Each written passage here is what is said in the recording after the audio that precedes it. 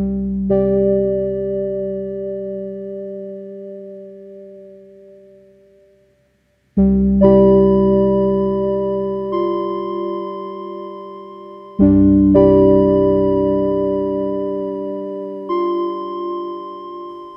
Kalimantan adalah hutan tropis tertua di bumi.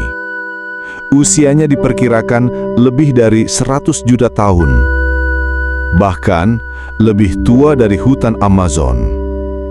Bayangkan, hamparan hijau purba yang masih berdiri sampai hari ini, membentang luas di 3 negara, Indonesia, Malaysia, dan Brunei. Di dalamnya hidup ribuan jenis tumbuhan, banyak yang tak bisa ditemukan di tempat lain. Ratusan satwa pun bergantung padanya, mulai dari mamalia, burung, reptil, hingga ikan sungai.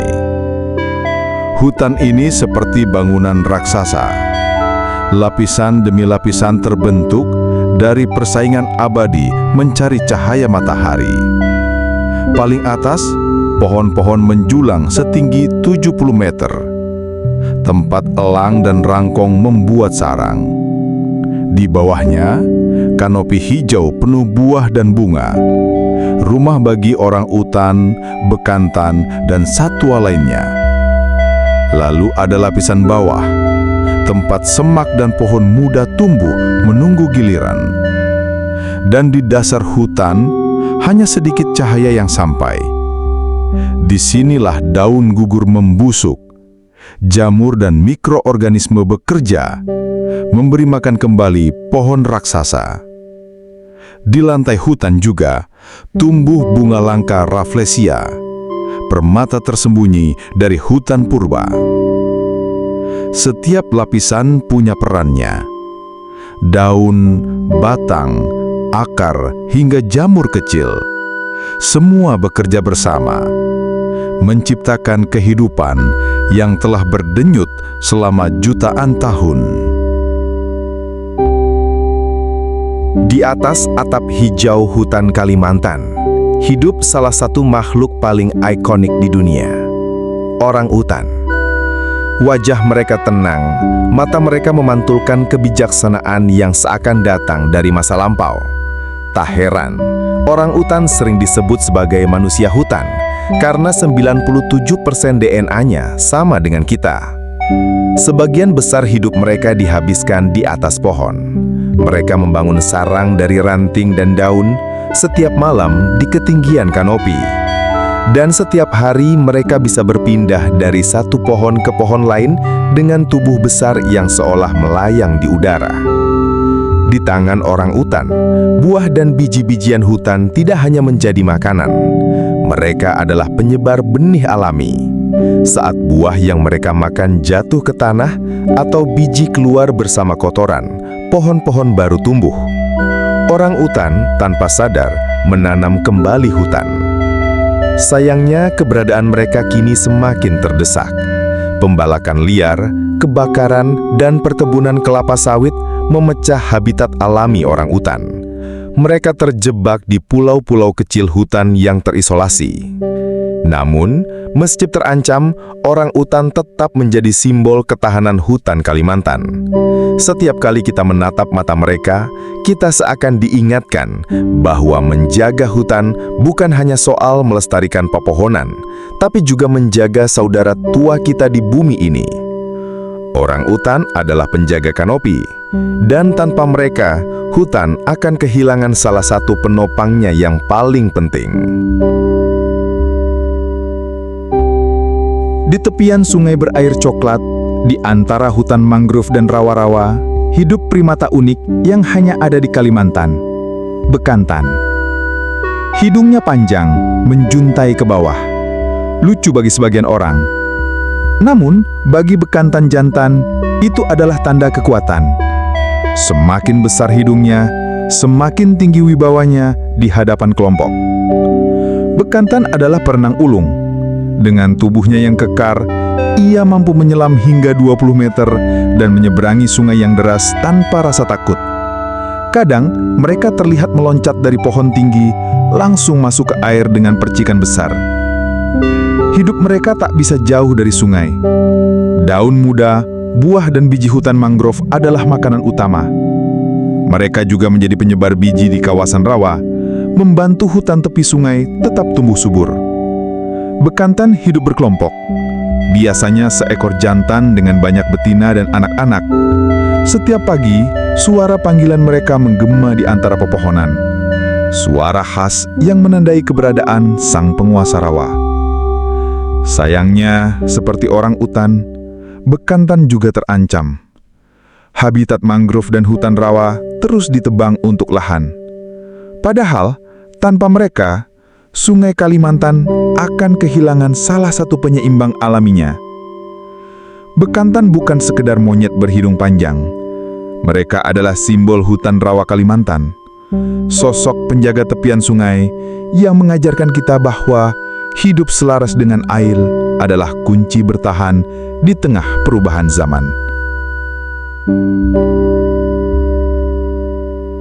Di langit Kalimantan yang luas, terdengar kepakan sayap besar yang berat. Itulah burung rangkong gading, penjaga hutan sekaligus pengembara setia. Orang menyebutnya petani hutan, bukan tanpa alasan. Setiap hari, rangkong terbang puluhan kilometer, membawa biji buah ara dan menjatuhkannya jauh ke berbagai penjuru. Dari perjalanannya itulah, pohon-pohon baru lahir dan hutan tetap terjaga keragamannya. Di atas paruhnya, ada balung padat berwarna jingga kemerahan, mirip gading kecil. Bagi pejantan, itu bukan sekedar hiasan. Balung itu adalah senjata, dipakai untuk bertarung di udara, memperebutkan wilayah dan pasangan. Sementara sang betina, hidupnya penuh kesetiaan. Saat mengerami telur, ia berdiam diri dalam lubang pohon besar. Lubang itu ditutup rapat dengan campuran tanah dan lumpur, menyisakan hanya celah kecil. Selama berbulan-bulan, ia sepenuhnya bergantung pada sang jantan yang setia datang setiap hari, membawakan makanan untuknya dan anak yang belum menetas. Kehidupan rangkong adalah kisah tentang kesetiaan, tentang kerjasama, dan tentang pengorbanan. Sebuah cerita yang juga tercermin dalam hutan Kalimantan itu sendiri. Selama rangkong masih terbang di atas kanopi hijau, selama itu pula hutan masih punya harapan untuk terus hidup.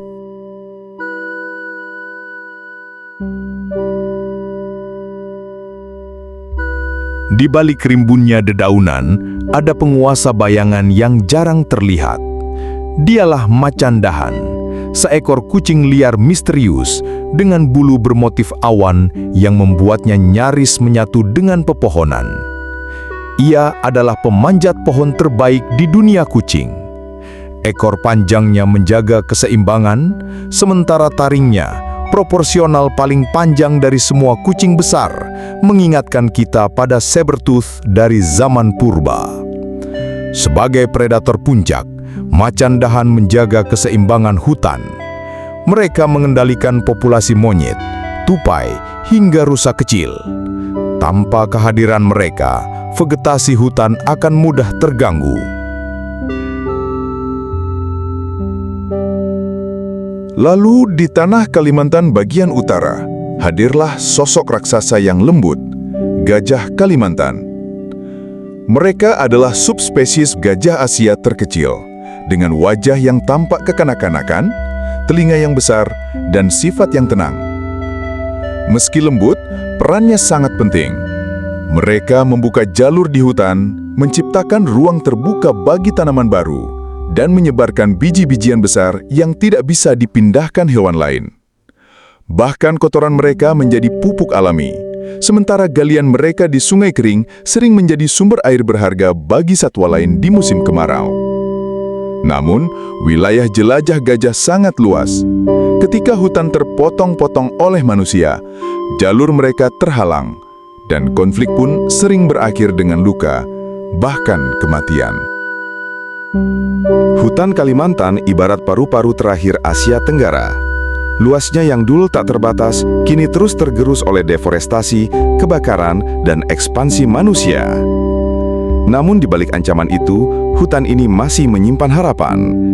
Ia adalah benteng terakhir bagi spesies-spesies unik yang tak ditemukan di tempat lain. Ia juga menjadi penyangga kehidupan jutaan orang melalui air, udara, dan iklim yang diatur olehnya.